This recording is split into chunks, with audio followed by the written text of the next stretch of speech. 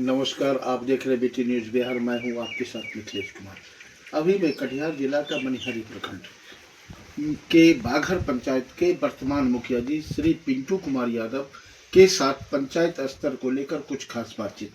Sir, अपना परिचय बताया जाए। मेरा नाम पिंटू कुमार यादव, ग्राम पंचायत राज बघार से मुखिया पद पर वर्तमान मुखिया जी हैं। सर, सबसे पहले आपका मेरे चैनल पर हार्दिक स्वागत है सर, हार्दिक अभिनंदन है। सर, सामने पंचायती चुनाव की व्यवस्था है, महज कुछ माह बचे हुए हैं, आपको पंचायती चुनाव में आना है। सर, आपके इस 4 साल के शासनकाल में जो विधि व्यवस्थाएं हैं, सरकार के द्वारा जो आवंटन किए गए पंचायत स्तर को, उससे आप सर कितना संतुष्ट हैं? देखिए, ग्राम पंचायत राज जो है स्वतंत्र होती है जी, लेकिन सरकार के द्वारा जो है इसे बांध दिया गया है जी, जो कि कहीं से उचित नहीं है। 3 सभा होती है, लोकसभा, विधानसभा जी, और ग्राम सभा। जी, तीनों में महत्वपूर्ण ग्राम सभा को माना गया है, जी, लेकिन जो है इसको पूरी तरह से जो है सरकार द्वारा जो है घेरा कर दिया गया है, पाबंदी लगा दिया गया है, जो कि बिल्कुल नियम के विरुद्ध है। सर, एक छोटा सा अहम सवाल, जो पंचायत सरकार भवन जो कंस्ट्रक्शन के माध्यम से किए जा रहे हैं, वही कार्य सर आप जैसे जनप्रतिनिधियों के माध्यम से जो किए जा रहे थे, मतदाताओं का एक भय व्याप्त था आप में कि कहीं हमारा मतदाता हमको ये ना कहे कि मुखिया जी आपके द्वारा अनियमितता बरती जाती है। आज जो स्थिति है सर, कंस्ट्रक्शन के माध्यम से जो कार्य किए जा रहे हैं पंचायत स्तर पर, जहां आपकी जनता नाखुश नजर आती है, इस पर सर आपकी ओर से क्या प्रतिक्रिया होंगी? सर देखिए, ये तो टेंडर की प्रक्रिया है, टेंडर में गया है, टेंडर के द्वारा कार्य किया जा रहा है, कंस्ट्रक्शन किया जा रहा है। जी, मुखिया जी के पास तो कुछ है नहीं। अभी जो कुछ मुखिया जी लोग के पास आया है जी, तो देखिए उसमें अब सर बाधाएं हैं दूर करते हुए उसको बनाएगा। सर, पिछले विगत 4 वर्षों में बहुत सारे ऐसे प्रतिनिधि हैं जिनकी हत्याएं भी हुई हैं बिहार में, तो उस पर सर आपकी ओर से क्या प्रतिक्रिया होंगी? सर, सरकार के विरुद्ध में, सरकार के इस कार्यकलाप पर सर आपके द्वारा क्या कहा जाएगा? देखिए, बहुत से मुखियाओं की हत्या हो गई जी, वह चुनावी रंजिश के तहत जो है, उसमें सरकार को पहले इसमें संज्ञान लेकर जो आर्म्स लाइसेंस की अभी बात कर रही है, आर्म्स लाइसेंस पहले ही दे देना चाहिए सरकार को, ताकि कोई भी मुखिया अपने जान माल की सुरक्षा कर सके। 12 बजे रात हो या 12 बजे दिन हो, किसी भी वक्त जो है पब्लिक बुलाती है और मुखिया जी चले जाते हैं, अपने जान हथेली पर रखकर और चले जाते हैं। जी, मुखिया जी को तो सर एक सुरक्षा व्यवस्था के दृष्टिकोण से सरकार ने ऐसा विधानसभा के पटल पर आश्वासन दिया कि सभी मुखिया जी को अपनी सुरक्षा के लिए आर्म्स की लाइसेंस की व्यवस्था की जाएगी। इसमें कहां तक सफलता हुई सर? इसमें देखिए, मौखिक बोला गया है जी, लेकिन लिखित कार्यवाही में कहीं कुछ अभी तक जमीन पर धरातल पर कुछ नहीं आ पाया।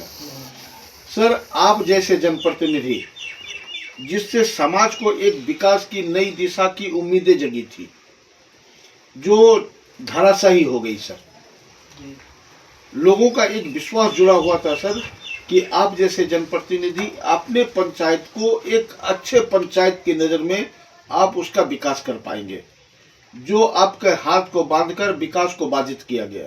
इस पर सर आपके द्वारा क्या प्रतिक्रियाएं होंगी जनताओं के लिए, मतदाताओं के लिए? देखिए, मतदाता मालिक तो मालिक होता है जी, और उनके आशीर्वाद से जो है जी, हम चुन के आए, चाहे और भी कोई आते हैं चुन के, जी, तो जनता के विश्वास पर खरा उतरने के लिए जो भी है जी, प्रक्रियाएं जो भी है अपना जो है किया जाता है, ठीक उसी तरह हम भी जनता के जो जनाधार था उस पर जो है कि हम खरा उतरने का काम किए हैं और आत्म नहीं पूर्ण विश्वास है कि फिर आने वाला समय में जनता जो है फिर लाएगी। सर, एक अहम सा सवाल आपके पंचायत से जुड़ता हुआ, राशन कार्ड की व्यवस्था, इंदिरा आवास, प्रधानमंत्री आवास योजना की व्यवस्था, जहां बिचौलियों के माध्यम से प्रखंड कार्यालय में सूची देखकर बिचौलियों के माध्यम से उनसे लाभुकों से पैसे वसूले जाते हैं, इस पर आपकी ओर से क्या प्रतिक्रियाएं होंगी सर मतदाताओं के लिए, आपके पंचायत के मतदाताओं के लिए? देखिए, रह गई इंदिरा आवास की बात, जहाँ तक प्रधानमंत्री आवास योजना जी, वह हमारे रीजन में एक भी आया ही नहीं। आपके पंचायत में मेरे पंचायत में आवंटन है ही नहीं। अभी सर्वे का कार्य किया गया है, 2 बार जांच हुई है, तीसरा टर्म जो है जिला स्तरीय जांच होना है, अभी हुआ नहीं है। तो मेरे रीजन में हुआ ही नहीं है, तो भ्रष्टाचार का तो कोई मतलब आता नहीं है। रह गया राशन कार्ड बिचौलियों के द्वारा जो है अनुमंडल से बनवाया जाता है, बिचौलियों के द्वारा 3000 2000 2500 जो है 3000 रुपया लेकर बनाया जाता है। उसमें जो है और उसमें जनप्रतिनिधि का कोई रोल नहीं है, बिचौलियों के द्वारा जो है और सरकार के द्वारा साठगांठ के तहत जो है। लेकिन ये शिकायतें तो सर आपके पास दैनिक आते हैं? एकदम बिल्कुल आता है, लेकिन क्या कीजिएगा, ये सिस्टम से लड़ के कोई पार ना पाया है ना हम पाएंगे, इसलिए हम भी मौन हो गए। पहला जो है पंचायत समिति के सम्मान बैठक में मैं ये मुद्दा उठाया था राशन कार्ड वाला, और बिल्कुल जोरदार तरीके से उठाए थे, लेकिन बिचौलियों के द्वारा काम कराया जा रहा है।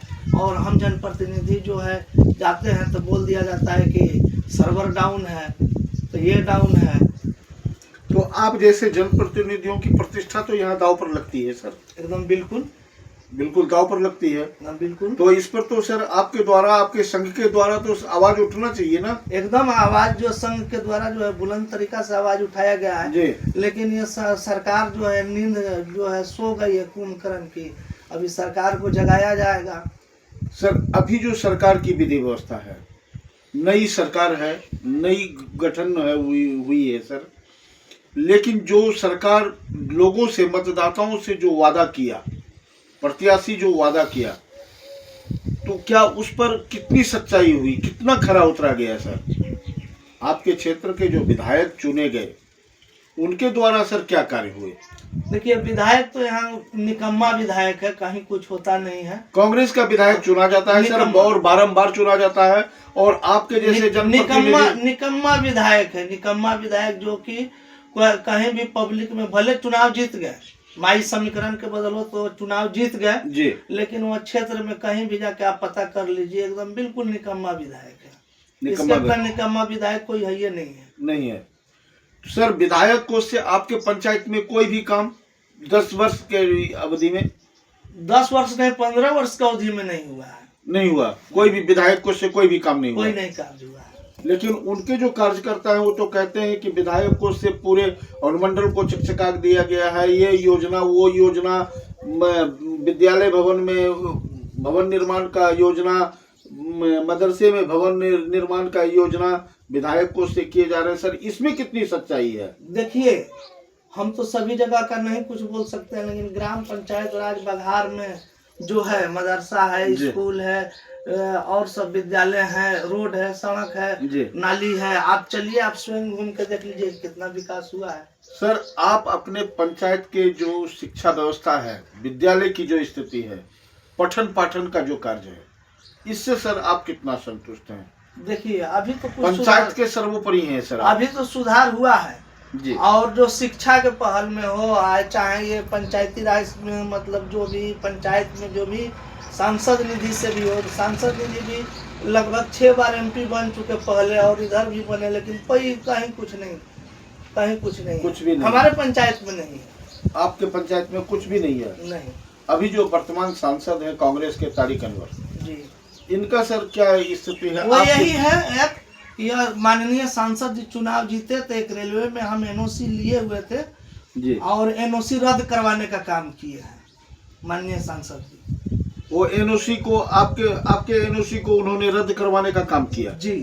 तो इस पर तो आपके द्वारा एक सवाल उठता है, चूंकि आप एक जनप्रतिनिधि हैं, आपका सहयोग उनको मिला है चुनावी दौर में आपके जैसे जनप्रतिनिधियों के सहयोग से तो वो संसद भवन गए हुए हैं। यही तो सहयोग दिया गया कि वो NOC रद्द करवा दिए जी, और जो पब्लिक के हित में था, और जो आज तक आजादी से आज तक वहाँ सड़क नहीं बना था, रेलवे की जमीन थी, NOC लेकर जो है वहाँ बनाया गया जी, और जो है कि 48 लाख जो है योजना थी, और उनके द्वारा NOC रद्द करा दिया गया। पैसा ऐसे कैसे है, सड़क बन गई, पैसा उठा नहीं, यूं रह गया सर, यूं रह गया। तो ये तो सवाल के घेरे में घिरता हुआ नजर आता है सर, ये तो विवाद के घेरे में गिरा हुआ ना। ये सवाल के घेरे में गिरता हुआ ये एनओसी वाला मामला है। सड़क निर्माण हो गया और राशि का आवंटन नहीं हो पाया विभाग से, नहीं। तो ये तो सवाल के इसमें हाई कोर्ट गए हुए हैं, हाई कोर्ट में जो डिसीजन होगा जी न्यायालय का सर्वोपरि जी सर्वमान्य होगा। और कुछ क्या कहना चाहेंगे सर आप मतदाताओं के लिए, अपने पंचायत वासियों के लिए, क्योंकि सामने पंचायत चुनाव की व्यवस्था है। अगर आप पुनः फिर जीत कराएंगे तो पंचायत की स्थिति को कैसा बना के रखेंगे सर? हम चाहेंगे कि मेरा ग्राम पंचायत राज बघार आदर्श पंचायत के श्रेणी में हो। जी धन्यवाद सर।